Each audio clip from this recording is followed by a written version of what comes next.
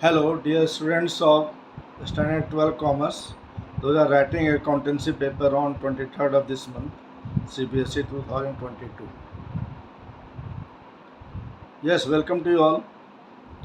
As I committed you in the last two segment, we did it. That is the NPO and debentures accounting. In the third segment of discussion, we will be discussing on sample paper of CBSE 2022 board examination, that is for partnership accounting. Yes, before I start, students, please pick up the sample paper in your hand. Then only you can understand. नहीं तो आप नहीं समझ सकेंगे. And it is of no use watching the video of explanation and presentation with discussion. So please pick up the sample paper in your hand, and accordingly we will be discussing the questions on sample paper for partnership accounting. Yes, if you look at the question number 2, that is theoretical question. This question also coming time and again in the board examination last 10 years. For the last 10 years it has been coming. That is distinguish between dissolution of partnership and dissolution of partnership firm. Based on two bases, settlement of assets and liabilities, and second economic relationship. But the basic difference between the two is, under the dissolution of partnership means the dissolution of the partnership agreement or change of agreement or amendment of agreement due to reconstitution of partnership. That is when there is a change in profit sharing ratio, when new partners are admitted to the firm, partners are retiring or partners are dead in the course of the business. In that time the partnership agreement is reconstituted और amended और changed. इसी को हम लोग बोलते हैं dissolution of partnership. And dissolution of partnership firm, yes, firm is closed down, dissolved, assets and liabilities are settled, assets are sold out and liabilities are paid off, and remaining amount is paid to partners taking home, and the shutters of the firm are closed down. That is the dissolution of partnership firm. Now under the two bases, आपको दो base में answer करना है. इतना लिखने से आपको half marks मिलेंगे टू में, क्योंकि आपको टू बेसिस में आंसर करना है इसको. First, the settlement of assets and liabilities. Under the dissolution of partnership, assets are revalued and liabilities are reassessed. Under the dissolution of partnership, and under the dissolution of partnership firm, assets are sold out and liabilities are paid off. That is the under the dissolution of partnership firm, having the base settlement of assets and liabilities. Now the second base is the economic relationship. Under the dissolution of partnership the economic relationship continues. When the new partner is admitted or when the partners are retiring, remaining partners may continue the business. Or in the case of death of the partner, remaining partners also might be continuing the partnership business. So under the dissolution of partnership, the economic relationship continues, and under the dissolution of partnership firm, the economic relationship among partners comes to an end because the firm is closed down, firm is dissolved, assets and liabilities are settled down, and remaining amount paid to partners and they are going home, and shutters of the firm are closed down. Therefore, no economic relationship further or anymore. That is what that under the two bases you have to answer this question or distinction. Next question that we will be discussing, the question number 3, which is on hidden goodwill. This question is on hidden goodwill. Suresh, Ramesh, Tushar were partners of a firm sharing profits and in the ratio of 6:5:4. Ramesh retired and his capital, after making adjustments on account of reserves, revaluation of assets and reassessment of liabilities, stood at 2,50,400. Suresh and Tushar agreed to pay him rupees 2,90,000 in full settlement of his claim. Past necessary journal entry for the treatment of goodwill show workings clearly. इसमें आपको working note में सबसे पहले क्या करना होगा, आप gaining ratio निकालेंगे through the gaining share formula. Gaining share का फार्मूला होता है new share minus old share. इससे आप सुरेश और तुषार का गेनिंग शेयर निकालेंगे आप. If the figures are coming positive it means they are gaining. If the figures are coming negative they will be sacrificing. But in general course they will be gaining in general course. Why? Since the Ramesh is going to retire, Ramesh will be sacrificing his share and Suresh and Tushar will be gaining. But sometimes after the doing the computation of the gaining share, किसी एक partner का वो figure negative आ जाने से वो फिर sacrifice में जाता है.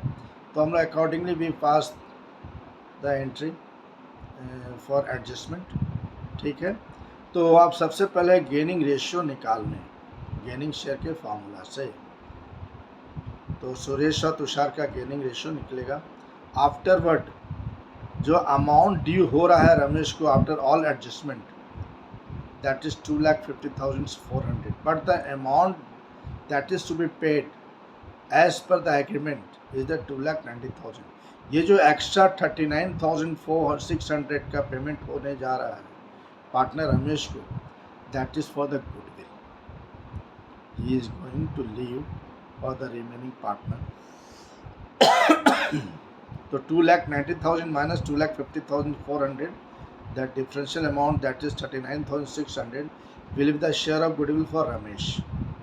और रमेश के शेयर ऑफ गुडविल को हम लोग ट्रांसफ़र करेंगे सुरेश एंड तुषार के कैपिटल अकाउंट में डेबिट में. तो the final entry will B Suresh account debit, Tushar account debit to Ramesh, to Suresh capital account debit, Tushar capital account debit to Ramesh capital account. एक और बात students, आप लोग personal account की तरह एंट्री मार देते हैं, कैपिटल अकाउंट और करेंट अकाउंट नहीं लिखते हैं कभी कभी. This is also very very blunder and wrong in writing the accounts of the partners. It will be very wrong if you right on the Suresh account and Tushar account. It must be Suresh capital, Tushar capital और current account. यहाँ पर तो हम लोग capital में लेंगे to Ramesh capital account. ठीक है. Ramesh is sacrificing his share therefore. तो this is the entry and computation for this question number 3, that is the hidden goodwill. The question is on hidden goodwill. Next question number 5 we will be looking at. 5 में क्या बोला जा रहा है? 5 is the question on the death of partner. Harier, Hemang and Harit were partners with the fixed capitals of rupees 3 lakh, 2 lakh and 1 lakh respectively. They shared profits in the ratio of their fixed capitals. Harit died on 31st May 2020, whereas the firm closes its books of account on 31st March every year. According to their partnership deed, Harit's representatives would be entitled to get share in the interim profits of the firm on the basis of sales. Sales and profit for the year 2019-20 amounted to rupees 8 lakhs and rupees 2,40,000 respectively, and sales from 1st April 2020 to 31st May 2020 amounted to rupees 1,50,000. The rate of profit to sales remained constant during these 2 years. That is previous year 1920 and 2021. That is what the rate of profit to sales remained constant during these 2 years. You are required to compute the Harit share in profit and pass journal entry to record Harit share in profit. Yes, in this question you have to estimate the profit of the firm for the 2 months. हम लोग को 2 महीने का, that is the partner हरित is dead on 31st May 2020. तो 2 महीने business चले 1st अप्रैल 2020 से लेके 31st May 2020, मतलब 2 महीने तक बिजनेस चला है. But final account will be frame only on 31st March 2021 को फाइनल अकाउंट बनेगा. Actual profit we will be coming to know. But since the partner Harith is dead, no more, so his representatives must get his share for the 2 months of the business. तो उसके लिए हम लोग को profit को estimate करना होता है. प्रॉफिट एस्टिमेट करने का तरीके जो बेसिस है, there two basis, one is a time basis and another is the sales basis. But question में it is very clearly mention कि आपको सेल्स बेसिस में प्रॉफिट एस्टिमेट करना है. तो प्रीवियस दैट इज ईयर 2019-20 में प्रॉफिट हमारा 2,40,000 था पूरा फुल ईयर का, and sales were rupees to 8 lakh. तो प्रॉफिट सेल्स रेशियो हमारा कितना होगा, that is 2,40,000 divided by 8 lakh and whole multiplied by 100. तो we will be getting 30% as the profit to sales ratio और प्रॉफिट रेशियो. ठीक है, जो कि नेक्स्ट ईयर दैट इज 2021 में भी अप्लाई होगा ये ratio 30% in estimating the profit of the firm. Okay, तो now for the 2 months the profit is sales is given rupees 1,50,000. तो 1,50,000 का 30% कितना होगा, 1,50,000 इंटू 30/100, तो इट विल बी 45,000. ठीक है, right. Now what is the Hari's share of profit sharing ratio? The ratio is computed on the basis of the fixed capitals. 3 lakh is to 2 lakh is to 1 lakh, that is 3 is to 2 is to 1. तो Harit share will be 1/6 होगा, 3 + 2 + 1 6 होगा total share, and हरित का 1 है तो 1/6 into 45,000. तो Harit share of profit will be 7,500. This is the estimated profit for Harit. We will be compute, we have to compute, and that is the first part of the answer, and you will be getting 1.5 mark for this computation. ये तो sales basis में estimation हुआ. अगर time basis में estimation करना होता, I will nothing is mentioned and sales figures are not given, only profit figure is given, suppose that. या लिख देता कि टाइम बेसिस में एस्टिमेट कर, very easy. For 12 months the profit is 2,40,000. For 2 months profit is how much, that is 2/12 into 2,40,000 हम लोग निकाल लेते हैं, 2,40,000. ठीक है, वन सेकेंड रिपीट. अगर टाइम बेसिस में करना होता, अगर सेल्स नहीं रहता या क्वेश्चन में मेंशन होता कि आप you have to estimate the profit of the firm for 2 months on time basis, तो लास्ट ईयर आपका प्रॉफिट कितना है, 2,40,000. 12 महीने के लिए प्रॉफिट कितना आ रहा है, 2,40,000. तो 2 महीने के लिए for 2 months how much the profit will B estimated और कंप्यूटेड, दैट इज 2/12 इंटू 2,40,000. इसको बोलते हैं हम लोग टाइम बेसिस में प्रॉफिट को एस्टिमेट करना. तो आप दोनों तरह से आपको आना चाहिए, क्योंकि according to the question you have to answer. If you change the basis your marks will be cut. If you change what the basis given in the question.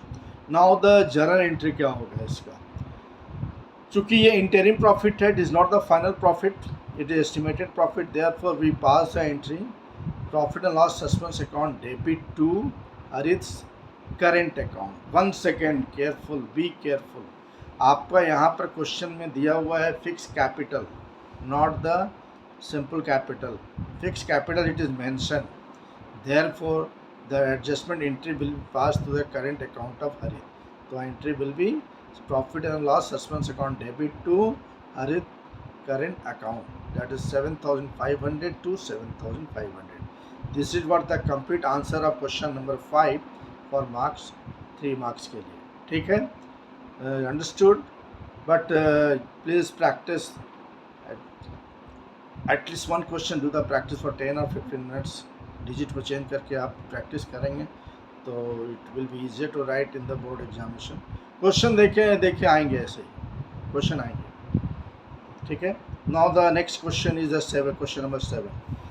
Now the in the dissolution accounting generally journal entries are last 5 years से board में पूछे जा रहे हैं, लेकिन हम लोग इस तरह से नहीं पढ़ाई करेंगे. We have to be prepare for the all situations. Accounts, ledger accounts आते हैं, realization account, partners capital account, bank account, ये 3 अकाउंट बनता है डिसोल्यूशन अकाउंट में, लेजर में. जर्नल एंट्री में तो आपको सबको एंट्री पास करना है. तो you have to be prepared for this. The format for the realization account आपको ध्यान में रखना है. रियलाइजेशन अकाउंट का फॉर्मेट क्या है, all the assets other than cash is to be debited in the realization account. all the liabilities other than partners loan account, be careful, all the liabilities other than partners loan account, फिर partners spouse का loan account आएगा. Partners spouse loan account is the external liability, not the internal liability. ठीक है, partners loan account को liability में नहीं लेंगे. Reserves and surplus also will not be credited under general course of accounting. In special situation में हम लोग reserve को लेते हैं. जैसे वर्कमैन कॉम्पेंसेशन रिजर्व का लाइबिलिटी अगर क्रिएट होता है तो that equivalent amount is credited as the workman compensation reserve in the relation account के क्रेडिट साइड. तो ये आपको फॉर्मेट याद रखना होगा. उसके बाद जो एसेट्स रियलाइज होंगे, जो रिसीव होंगे, जो सेल आउट होंगे, तो बाय बैंक में आएगा अमाउंट जो भी एसेट्स बिक्री हो रहे हैं, सेल हो रहे हैं. If the partners are taking over the assets, ठीक है, तो their capital account will be debited and the relation account will be credited. तो क्रेडिट साइड में जाएगा, इतना पार्टनर्स ले रहे हैं एसेट को, ठीक है, तो क्रेडिट साइड जाएगा. If the partners are taking over the liability, तो रिलेशन अकाउंट का डेबिट में जाएगा टू पार्टनर्स कैपिटल और current account accordingly. All the payments made to be made, bills payable है, क्रेडिटर्स है, क्लेम है, all will be paid to bank. अभी ये जो लाइबिलिटीज़ का पेमेंट है, it is not necessary it will mention the question की liabilities to be paid. It is very well understood कि आपका फर्म डिज़ोल्व हो रहा है तो all liabilities to be paid off. तो ये आपको ध्यान रखना है इस बात का, ठीक है. तो इस बात का आपको ध्यान रखना है कि लाइबिलिटीज टू बी पेड. जैसे वर्कमैन कॉम्पेंसेशन रिजर्व का थोड़ा सा ट्रीटमेंट को समझेंगे आप, तो फिर हम लोग क्वेश्चन को थोड़ा सा फिर डिस्कस करेंगे. Suppose that you are having the workman compensation reserve in the balance sheet 50,000. आपका लाइबिलिटी क्रिएट हो रहा है 40,000 का. तो यहाँ पर आप क्या करेंगे, क्रेडिट साइड रियलाइजेशन में workman compensation reserve 40,000 by workman compensation reserve 40,000 and debit side में टू बैंक 40,000. यहाँ पर लाइबिलिटी क्रिएट नहीं होगा, लाइबिलिटी पे होगा. बी केयरफुल, क्योंकि फर्म तो क्लोज हो रहा है. आप लाइबिलिटी क्लियर करके who will be paying them, you, I, who will be paying, और god will be paying. Okay, तो यहाँ पर टू बैंक में हम लोग वर्कमैन कॉम्पेंसेशन लाइबिलिटी का पेमेंट करेंगे टू बैंक. ये थोड़ा सा ध्यान रखना है, ठीक है.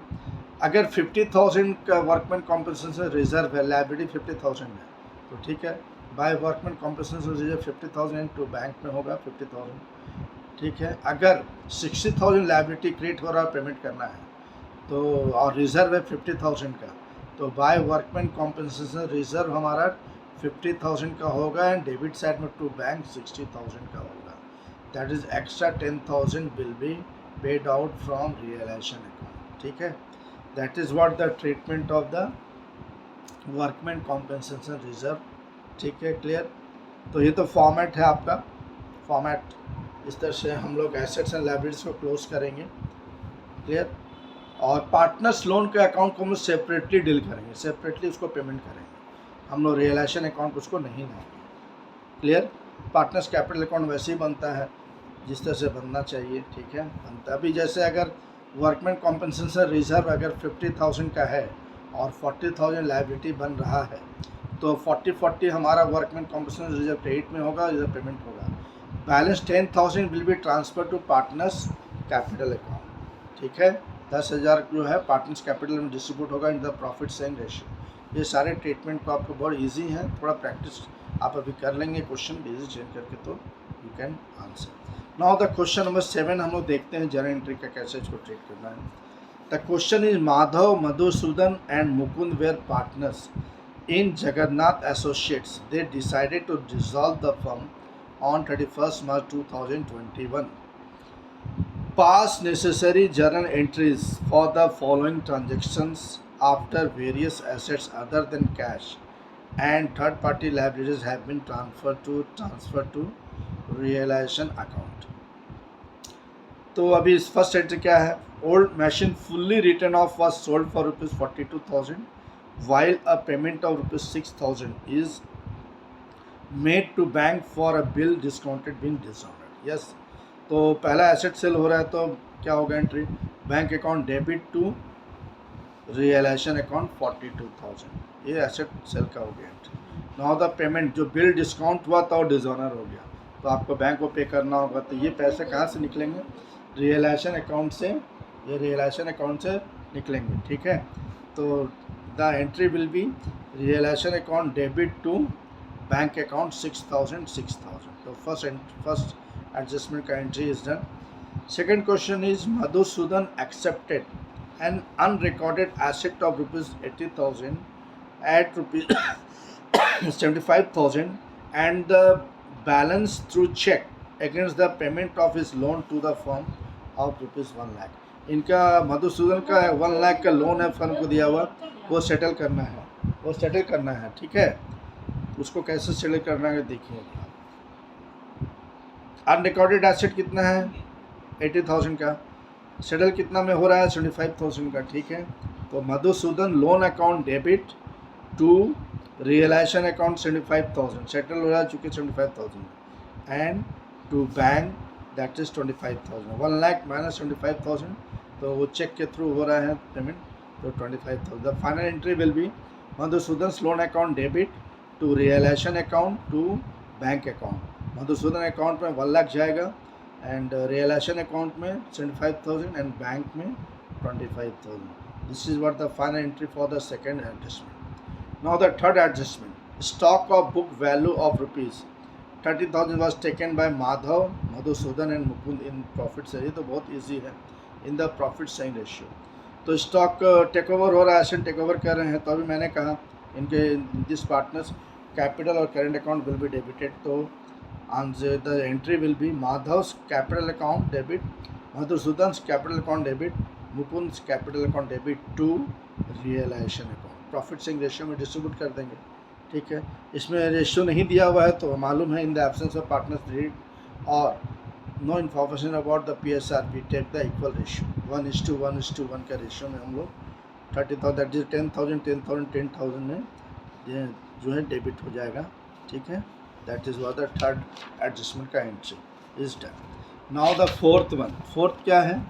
The firm had paid realization expenses amounting to rupees 5,000 on behalf of Mukund. Now there must have been the agreement between the firm and Mukund कि Mukund handling the realization expenses and for them for that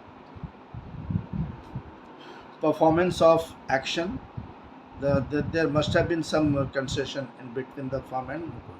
तो यहाँ पर लेकिन firm जो है realisation expense पे करना पड़ रहा है फर्म को ऑन बिहाफ ऑफ मुकुंद, तो फर्म के पैसे से जाएगा पेमेंट होगा। तो यहाँ पर मुकुंद के कैपिटल अकाउंट को डेबिट करेंगे। तो Mukund capital account debit to Mukund से capital account debit to bank account, क्योंकि फर्म के पैसे से जा रहा पेमेंट हो रहा है। तो यहाँ पर रियलाइजेशन अकाउंट में हम लेके नहीं जाएंगे, क्योंकि रियलाइजेशन अकाउंट जो एग्रीमेंट दोनों के बीच में होगा उसका एंट्री जाएगा। जो भी कमीशन अगर दे रहा है फर्म मुकुंद को, तो वो जाकर रियलाइजेशन अकाउंट में डेबिट होकर कमीशन पे होगा for handling this realisation matters, ठीक है। तो यहाँ पर लेकिन पेमेंट होगा simple payment entry and the Mukund capital account will be debited. तो Mukund capital account debit to bank 5,000। Clear? Now the question number adjustment number 5. There was a vehicle loan of rupees 2 lakh which was paid by surrender of asset to the bank at an agreed value of rupees 1,40,000 and the shortfall was made from firm's bank account. Now in case of the external liabilities, अगर firm के asset से settle होता है तो for that amount there will be no entry. Just keep in your mind, अगर external liability अगर firm के asset से एडजस्ट होता है, सेटल होता है, to that extent of amount there will be no entry. यहाँ पर आप देखेंगे लोन है 2 लाख का और एसेट के साथ एडजस्टमेंट हो रहा है 1,40,000 का। तो हम लोग 2 लाख में से 1,40,000 का there will be no entry, but जो शॉर्टफॉल है 60,000 का इट विल बी डन। तो उसका एंट्री क्या होगा? Realisation account debit to bank account, ठीक है। 60,000। Okay fine. तो ये आपका फाइनल एंट्री हो गया फिफ्थ एडजस्टमेंट का भी। नाउ और में क्वेश्चन दिया हुआ है, और में भी है, that is retirement of partner से है, ठीक है। रिटायरमेंट ऑफ पार्टनर से क्वेश्चन है कि Ginni, Binni and Minni were in partnership sharing profits and losses in the ratio of 5:2:2। their balance sheet as at 31st March 2021 was as follows. Once again, I request dear students, please keep the CBSE sample paper 2022 board examination in your hand. Then only you can understand, and there is a worth of watching the video. There, unless there is no use or worth of watching the video. Therefore, keep the sample paper in your hand and question to question as we are discussing. उसमें additional जो है backup मैं दे रहा हूँ आपको, ठीक है, साथ में. Now the balance sheet as at 31st March 2021. Liability side sundry creditors हैं, बैंक ओवरड्राफ्ट है, वर्कमैन्स कॉम्पनसेशन रिजर्व है, कैपिटल्स गिन्नी बिन्नी मिन्नी का दिया हुआ है, and asset side cash, debtors, provision for bad and doubtful debts, inventories, machinery, furniture, building and goodwill 63,000 balance sheet. अभी next question on 31st March further the adjustment given on 31st March 2021 Guinea retired from the firm. All the partners agreed to revalue the assets and liabilities on the following basis. That is the dissolution of partnership जो हम लोग discuss किए. Question number 2, assets and liability revalue हो रहा है ना. First adjustment. अभी इसमें सबसे पहले हम आपको क्या करना है, बिकॉज गुडविल आपका देखिए क्वेश्चन एडजस्टमेंट नंबर 3 में गुडविल आपको रेज हुआ है 54,000 का. तो आपको सबसे पहले गेनिंग रेशियो निकालना होगा. गेनिंग रेशियो किसके बीच में निकालना होगा, बिन्नी और मिन्नी के बीच में गेनिंग रेशियो निकालना होगा. उसके लिए आपको गेनिंग शेयर कंप्यूट करना होगा. Same formula, new share minus old share, ठीक है. न्यू शेयर क्या हो जाएगा, बिन्नी मिन्नी का 2:2 new share, and old share जो है आपका दिया हुआ 5:2 से आप लोग ओल्ड शेयर निकाल के बिन्नी और मिन्नी का ओल्ड शेयर गेनिंग रेशियो निकालेंगे. गेनिंग शेयर कंप्यूटेशन के बाद you can compute the gaining ratio easily. Afterward you will be making adjustment entry, passing adjustment entry for the goodwill, ठीक है. तो ये तो आपका वर्किंग हुआ गेनिंग रेशियो के लिए, ठीक है. लेकिन उसके बाद हम लोग को रिवैल्यूएशन अकाउंट, क्वेश्चन में बोला गया है prepare revaluation account and partners capital account as on 31st March 2021. तो हम लोग एडजस्टमेंट के साथ साथ विल बी डिस्कसिंग. तो रिवैल्यूएशन अकाउंट ओपन करेंगे सबसे पहले. तो सबसे पहला एडजस्टमेंट क्या है, bad debts amounted to ₹5,000 bad debts है. तो रिवैल्यूएशन अकाउंट डेबिट साइड में 2 बैड डेब्ट या डेटर्स, 2 डेटर्स लिखेंगे 5,000, ठीक है. रिवैल्यूएशन अकाउंट 2 डेटर्स, ब्रैकेट में बैड डेब्ट लिख देंगे. Next, the provision for doubtful debts was to be maintain at 10% on debtors. अभी आपका नेट डेटर्स कितना है, ग्रॉस डेटर्स आपके बैलेंस शीट में दिया हुआ है 38,000. 5,000 माइनस करेंगे बैड डेब्ट तो हमारा आ जाएगा 33,000 नेट डेटर्स. उस पर 10% क्रिएट करना है आपको प्रोविज़न. 10% कितना होगा 33,000 का, that is 3,300. That will be debited to revaluation account, ठीक है. उसके बाद आपका रिवैल्यूएशन का और क्या आइटम है, you see the adjustment number 4. Assets and liabilities valued as inventories 1,30,000 में रिवैल्यू हो रहा है. बैलेंस शीट में इन्वेंट्री कितने का है, इन्वेंट्री 1,34,000 का है. तो हमारा 4,000 से वैल्यू इज गेटिंग डाउन और डिक्रीज. देयरफॉर 2 इन्वेंट्रीज होगा रिवैल्यूएशन डेबिट साइड में 2 इन्वेंट्रीज, दैट इज 4,000 लेंगे हम लोग, डिक्रीज हो रहा है 4,000 से, ठीक है.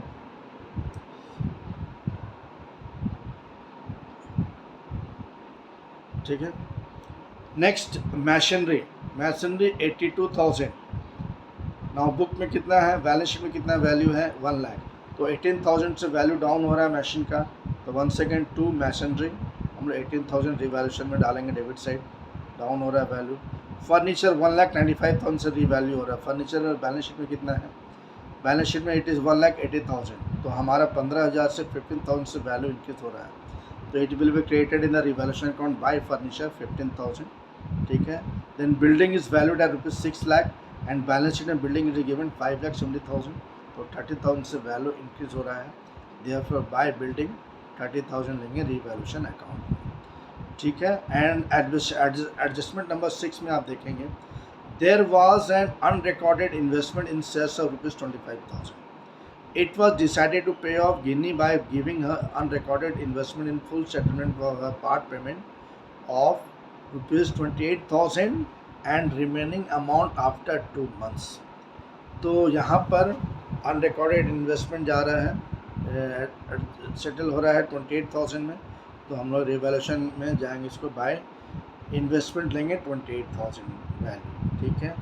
तो अब उसके बाद रिवैल्यूएशन अकाउंट को हम लोग बैलेंस करेंगे।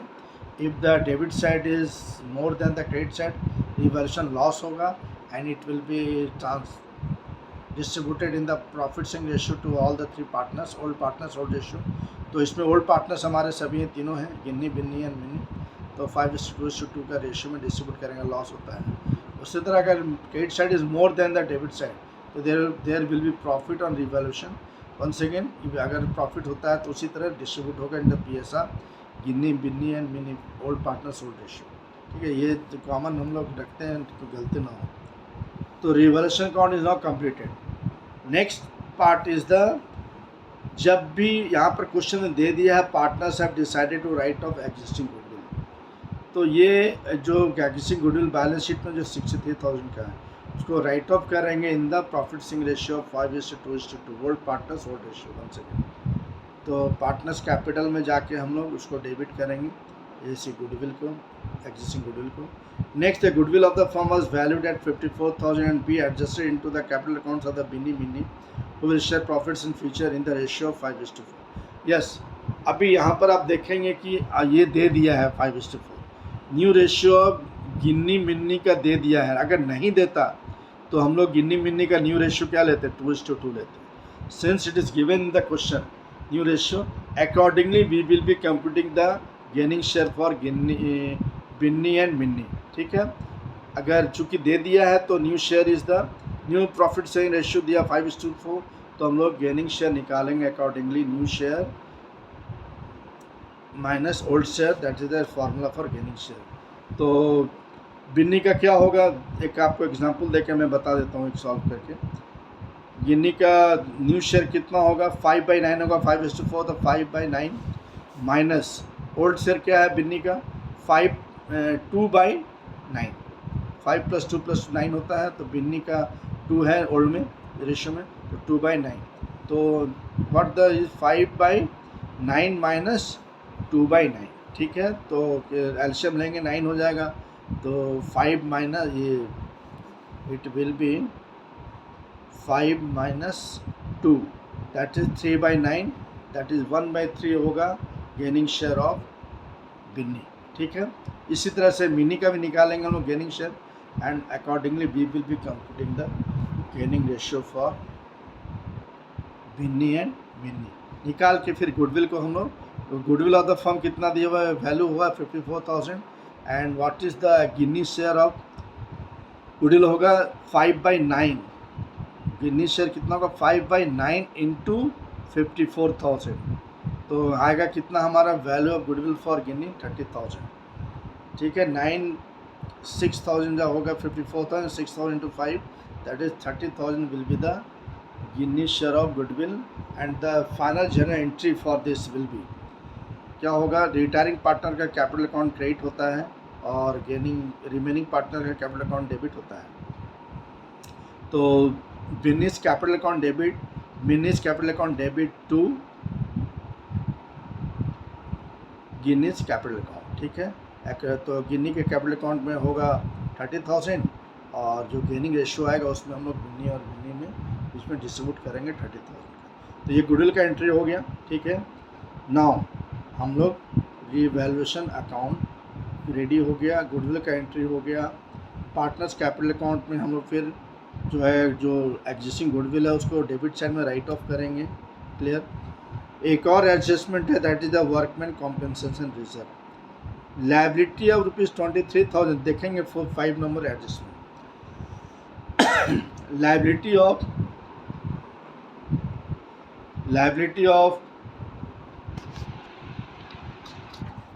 workman compensation reserve for ₹20,000 is to be created on account of claim for workman compensation। तो यहाँ पर ध्यान देने वाली बात है कि कॉम्पेंसेशन रिजर्व जो बैलेंस शीट में 32,000 का है, लाइबिलिटी कितना हो रहा है 23,000 को, तो 9,000 जो बचा है surplus which will be transferred और distributed to partners in profit sharing ratio, that is 5:2:2 का रेशियो में डिस्ट्रीब्यूट करेंगे 9,000 का, माइंड इट 9,000 को ट्रांसफ़र करेंगे। फिर आपका गुडविल का जो एंट्री हुआ है, रिवैल्यूएशन ऑफ द गुडविल जो हुआ है आफ्टर द रिटायरमेंट 54,000 से, उसका भी पोस्टिंग करेंगे पार्टनर्स कैपिटल में। प्रॉफिट ऑन रिवैल्यूएशन और लॉस ऑन रिवैल्यूएशन के पोस्टिंग हुआ पार्टनर्स कैपिटल में।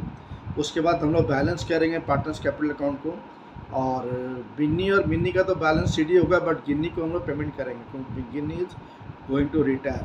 तो 2 गिन्नी का कैपिटल में 2 कैश अकाउंट, क्योंकि बैलेंस शीट में कैश है तो हम लोग कैश टू कैश से उनको सेटलमेंट करेंगे, बैंक अकाउंट नहीं है बैलेंस शीट, ठीक है। तो इस तरह से पार्टनर्स कैपिटल अकाउंट बनेगा। नाउ एक मैं आपको इनपुट देना चाहता हूँ वर्कमैन कॉम्पेंसेशन रिजर्व में। 1 सेकेंड है, अगर मान लीजिए यहाँ पर दिया हुआ है वर्कमैन कॉम्पेंसेशन रिजर्व 32,000, लायबिलिटी 40,000 का होता तो क्या होता, तब हम लोग क्या करते। इन दैट सिचुएशन जो एक्स्ट्रा 8,000 का जो लायबिलिटी एक्स्ट्रा बन रहा है रिजर्व से, 8,000 हम लोग डेबिट करते हैं रिवैल्यूएशन अकाउंट में टू वर्कमैन कॉम्पेंसेशन लायबिलिटी 8,000, और पार्टनर्स को कुछ नहीं मिलता रिजर्व, क्योंकि सरप्लस बचता नहीं, इसलिए partners not getting anything out of workman compensation reserve. अगर लायबिलिटी होता 40,000 का या 32,000 से 1 रुपया भी ज़्यादा होता, partners will not be getting in that situation anything single pi out of workman compensation reserve, ठीक है। 32,000 के नीचे अगर लायबिलिटी क्रिएट होता है तो जो सरप्लस होगा that only will be transfer to partners in profit sharing ratio. एकदम keep remember in your mind, इसमें थोड़ा भी डाउट नहीं होना चाहिए, थोड़ा भी डाउट नहीं होना चाहिए। I just repeat, clear clear, इसमें कोई डाउट नहीं है, ठीक है। तो this is what all about your partnership accounting का बेटर अंडरस्टैंडिंग के लिए। But one second, I request all of you, just do the practice of one question. I just say one question, not more than one. Digit change करके आप question बनाएं, आधा घंटा लगेंगे, और आपके पास अभी टाइम है, 2 दिन और टाइम है आज को लेके, तो आप प्रैक्टिस करें। क्वेश्चन इसी तरह आएंगे, जस्ट कुछ अलग क्वेश्चन नहीं आएंगे, क्वेश्चन इसी तरह आएंगे, एक एडजस्टमेंट हो सकता है कुछ अलग स्पेशल, क्योंकि आप उतनी तो पढ़ाई आप कर रहे हैं, आपके टीचर्स भी आपके साथ हैं, तो all teachers are just caring you very well. अपने टीचर से आप डाउट क्लियर कीजिए, ठीक है। हम लोग सभी लगे हुए हैं अपने स्टूडेंट्स के लिए। We teachers are very very cooperative to all our dear students. We are and हम लोग का वजूद भी तो आप लोगों से है, दिस इज़ व्हाट, वजूद भी तो आप लोगों से ही तो हम लोगों का वजूद है। तो why we are existing in this profession. अगर आप खुश नहीं हैं तो हम लोग फिर खुश कैसे हो सकते हैं। Therefore we have to take care of you, and क्योंकि हम नहीं रह सकते तेरे बिना क्या वजूद है मेरा, ठीक है। तो बहुत अच्छा सॉन्ग भी बना था, और मैंने इस गाने को गाया भी था, अभी यूट्यूब में इसे मैं अपलोड भी किया हूँ, ठीक है। तो once again wish you all the best, take care. And next segment में एनालिसिस ऑफ फाइनेंशियल स्टेटमेंट हम लोग डिस्कस करेंगे, नेक्स्ट एंड लास्ट सेगमेंट, जिसमें cash flow statement very important portion is there, the cash flow statement. Once again we have to do in the next segment of discussion on accountancy paper which is to be held on 23rd of this month. Clear? Okay, thank you.